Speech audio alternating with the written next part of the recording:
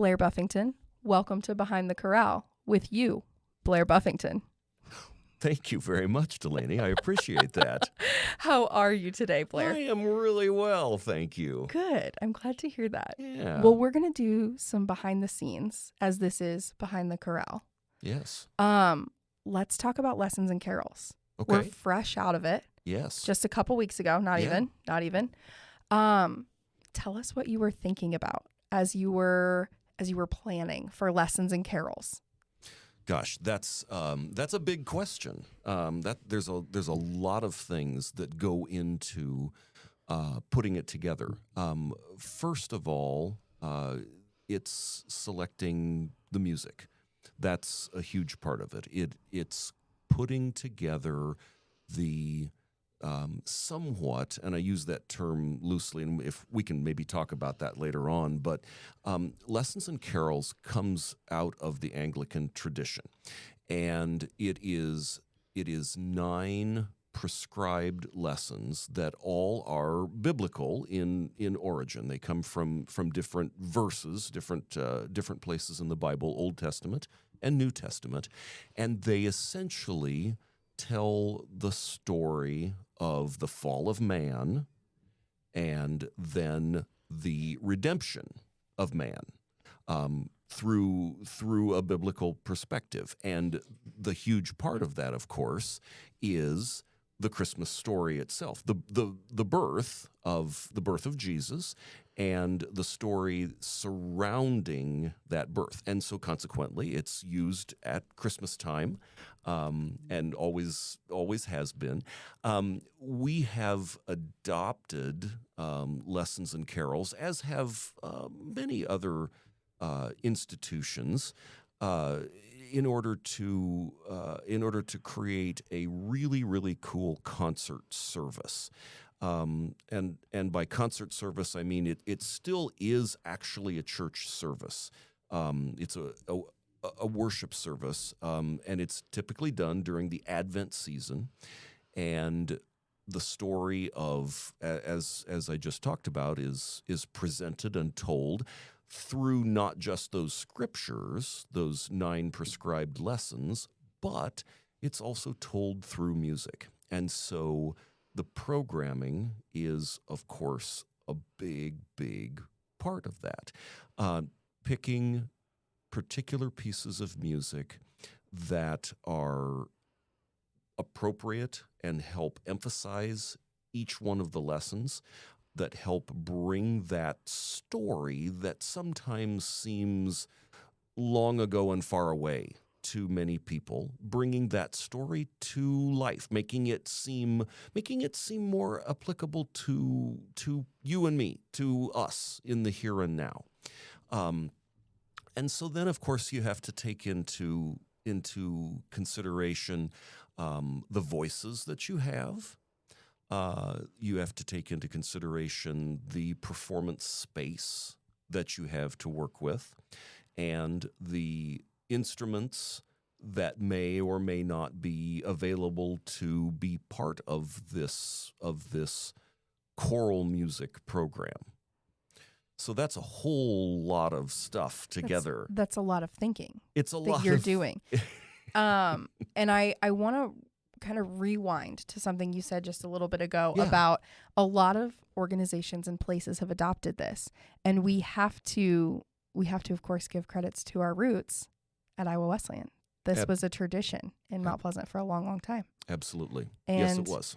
It took a little hiatus, and we're back. Mm-hmm. And it feels really good. It does feel really good. Feels different. Sure, absolutely. Yeah. And part of it is the performance space. We did this the first time post Iowa Wesleyan. We did it at the Swedesburg Lutheran Church, and now we have done it at the First United Methodist Church in Mount Pleasant. And those venues are possibilities again, as is perhaps the chapel on the historic Iowa Wesleyan campus at some point. We don't know exactly, but those things are all of consideration. And yes, that's where the roots of the of Lessons and Carols in Mount Pleasant really comes from. And so many people have told me over the years that it never feels like Christmas until Lessons and Carols happens. I have to agree. But I've been in Lessons and Carols for 10 years. Yes. I have to also, while we're on the subject of a venue change, we Yeah. have to thank the Swedesburg Lutheran Church last year for hosting Oh my and gosh, the First yes. United Methodist Church this year. Both venues were marvelous, absolutely Oh. stunning and wonderful. And the people who made it happen at both of those locations are amazing and wonderful. And thank you to every one of those people. You all know who you are, but we have to, of course, special thanks to Christopher Arp, to Mark Kimsey, to Pastor Court, all of those great humans who And to have Pat been so Coe, supportive. Yes, who Pat. who Oh, yes. who was largely responsible for the wonderful goodies and the food that we were able to partake in together right before the concert. Can I just say, I had to find Pat and I had to tell her thank you for the sweet, like caramel apple Chex Mix that she had made. That it was so good. I don't know, and she told me how to make it, and I told her I will be making that. So Mm-hmm. I'm very excited to share that with my family. Mm-hmm. So thank you, Pat. Yes, absolutely. Let's chat choosing music, because that's a huge part of the lessons. Well, it's the carols part. Sure. So when you choose the lessons, do you choose the same lessons every year?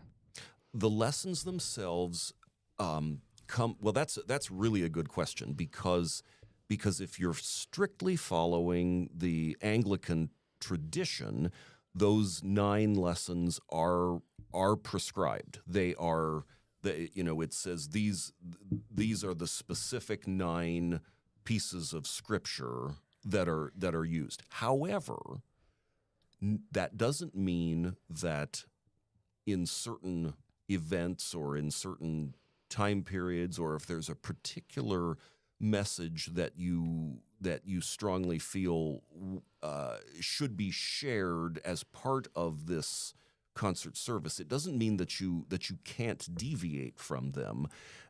It just means that it's not exactly as what was prescribed in that Anglican tradition. We don't have a lot of Anglicans close by. We have some, of course, and they're but in the past, when I have used some different scriptures and working with different ministers, sometimes we've made some minor changes. It's always worked very, very nicely. So those particular lessons it's okay.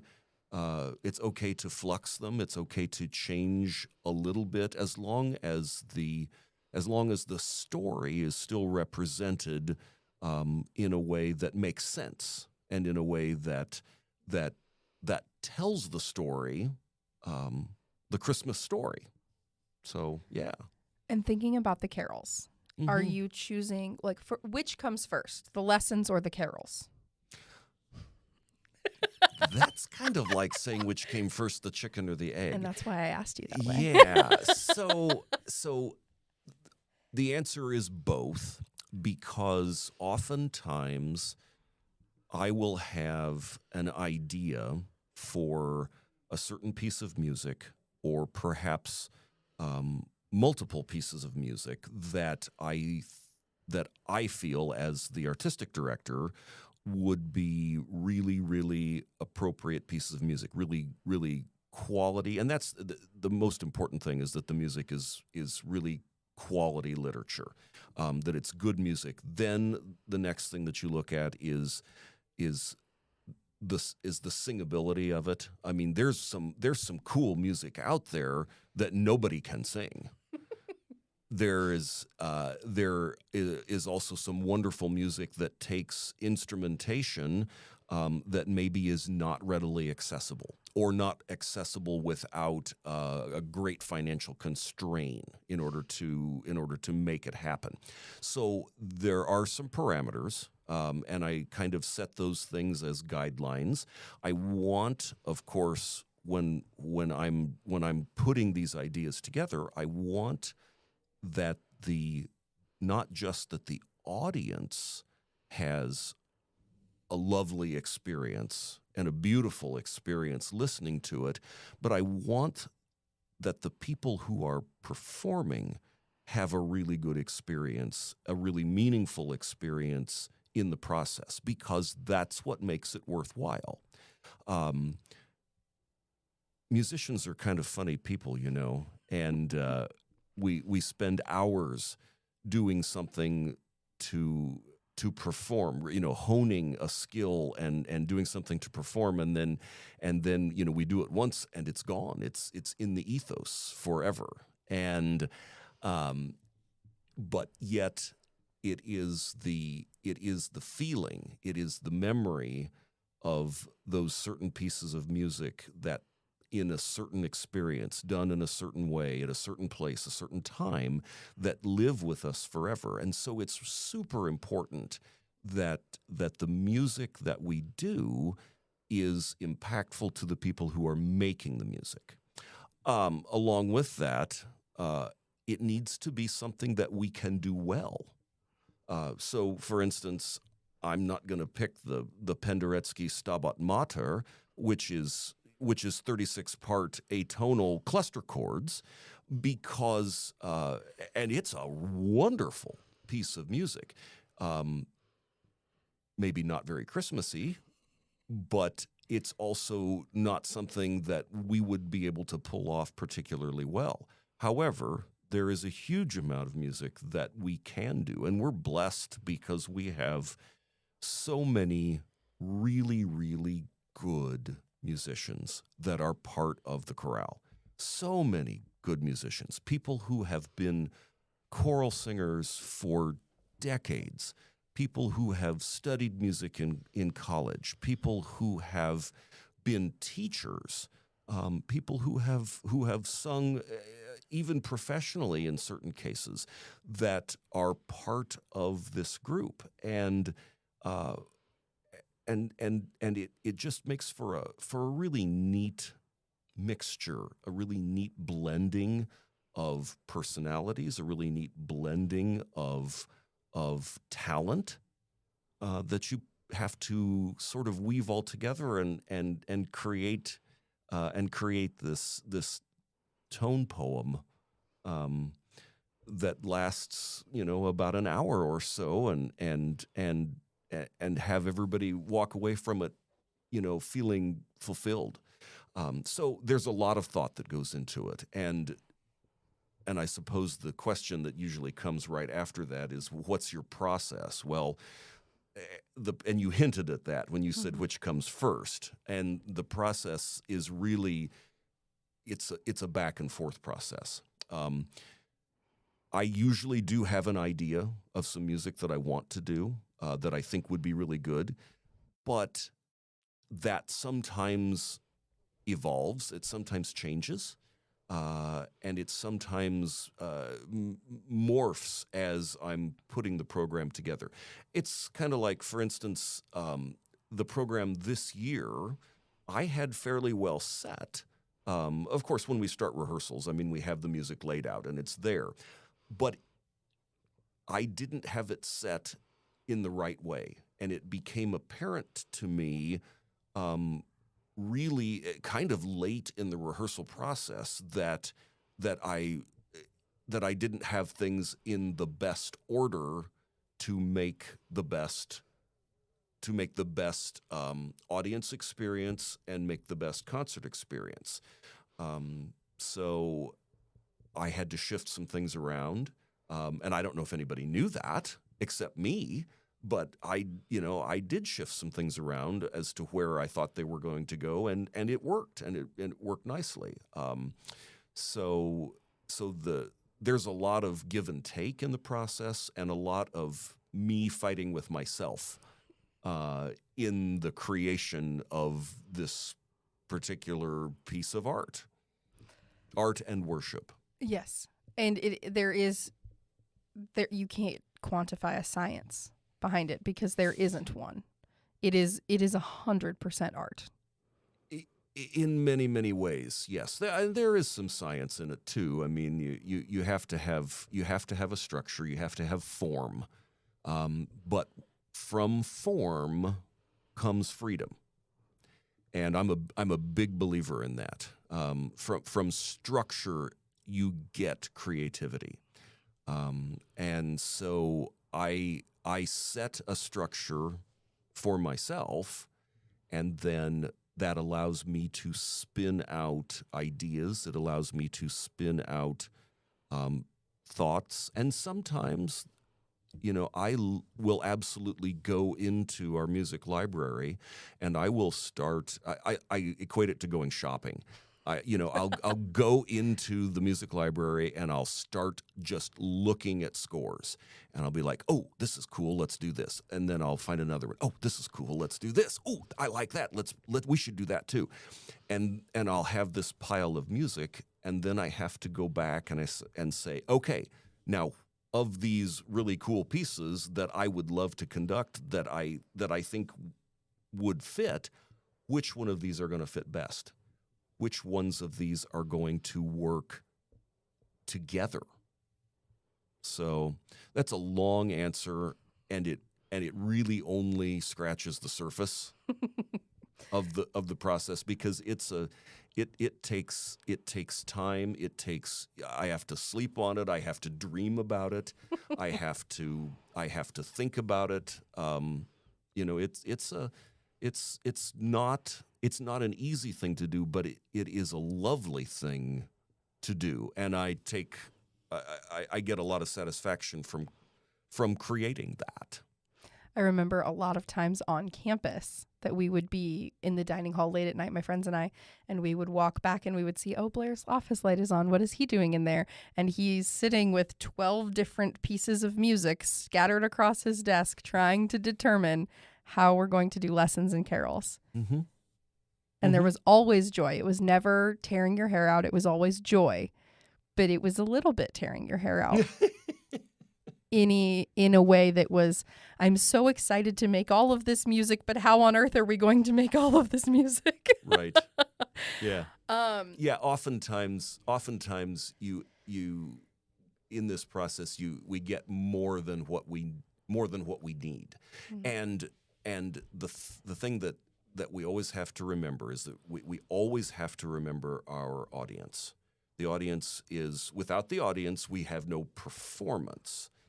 And the performance has to reach the audience, and we want them to leave the performance wanting more, not wanting less. Yes, it's important. It is very important. I want to think about lessons and carols past for however many you have done. Oh, that's not just as a conductor, but as a performer as well. Mm-hmm. Would you share a piece or two that has stayed with you and where it was performed, if you remember? Oh gosh. Well, I would have to say one of the pieces that we did this year I have been kind of waiting to do again, and that is the Chesnikoff Salvation is Created, which is an all-time favorite piece of mine. And I was first exposed to that particular piece as an undergrad, and I can't tell you if we did that piece. Now, my undergrad institution did not do specifically a service of lessons and carols. It was kind of more readings and carols. It was a concert with narration, but a similar format. And I can't tell you specifically if Salvation is Created was part of that program or not, but we did it a couple of times, I think, in the 4 years that I was there. That one is always extremely special to me. There is a piece when I was teaching at Wesleyan that we used. It was a piece by Robert H. Young. It's called "To Him We Sing." That is another piece that is particularly beautiful. It's particularly well written. It's well voiced, and it's dramatic, and it's just a really cool way to open a concert. And I'm not sure when Mr. Young composed that if he ever intended for it to be an opener to anything, because it's a piece about the manger, really, and viewing the Christ child, in the manger, and yet I have used it as an opener in the dark from the back of the room, and it is terribly powerful and moving. Those are a couple of pieces, and I don't know where I heard that the first time or sang it the first time. I don't remember.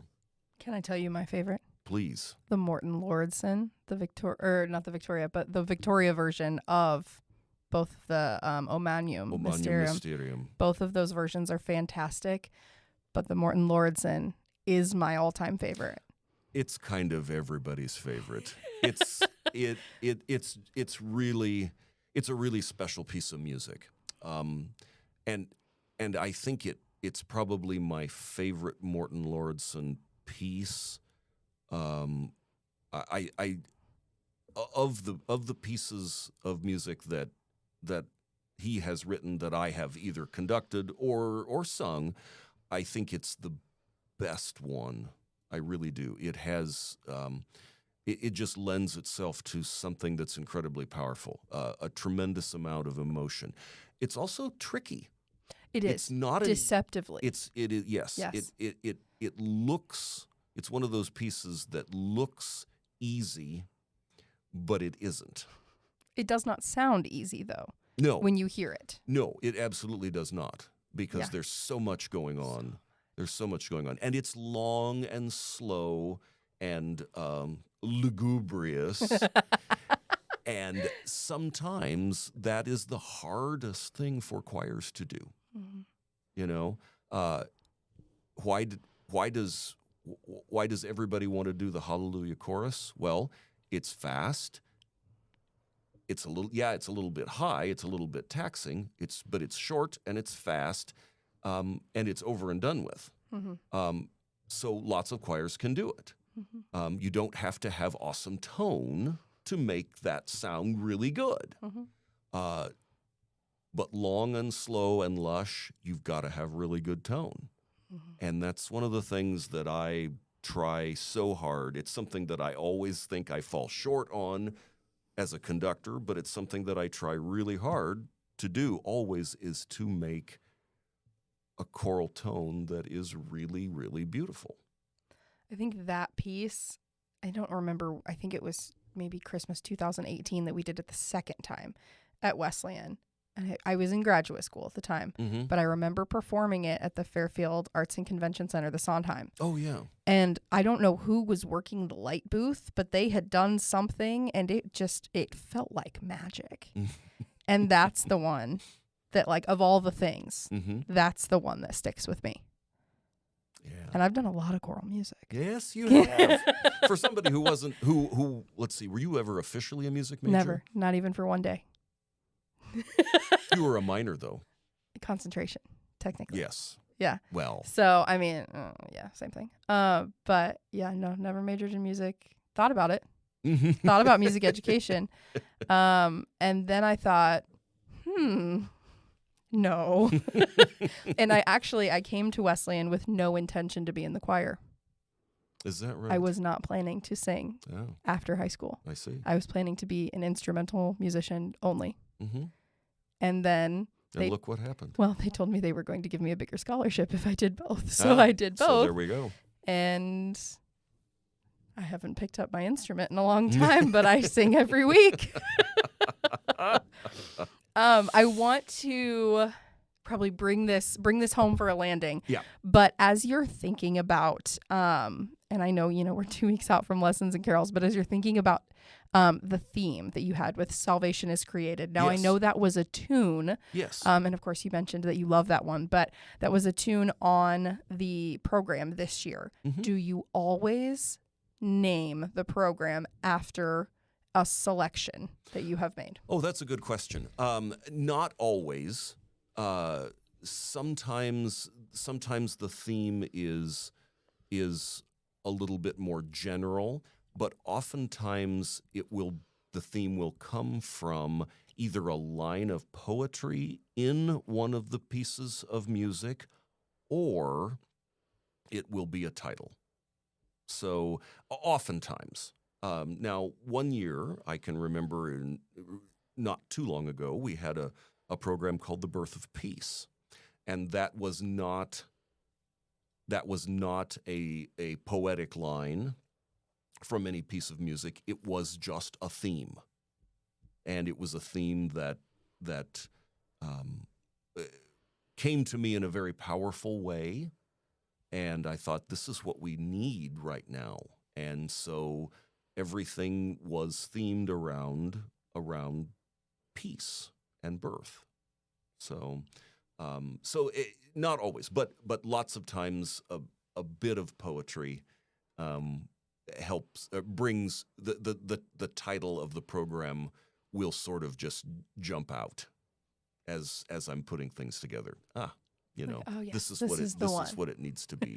This is what we're going to announce This is on the what radio. It needs to be. Yeah.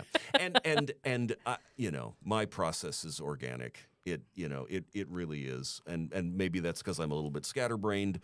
But I have to live in the music that I'm selecting for a little while, and then usually the idea will form, a concept will form, and so the program, the programming, the title, the theme, all sort of come together in a way that I think or feel makes sense and is meaningful. I think that's lovely. It's quite poetic in itself. Well, it's just the way it happens. Well, thank you, Blair, for Yeah. sharing a little piece into your mind and what goes into lessons and carols. There will be more from the chorale. Oh, yes. So much. Oh, my goodness. Much more. You have no idea. Yes. And we'll talk about it later. All right.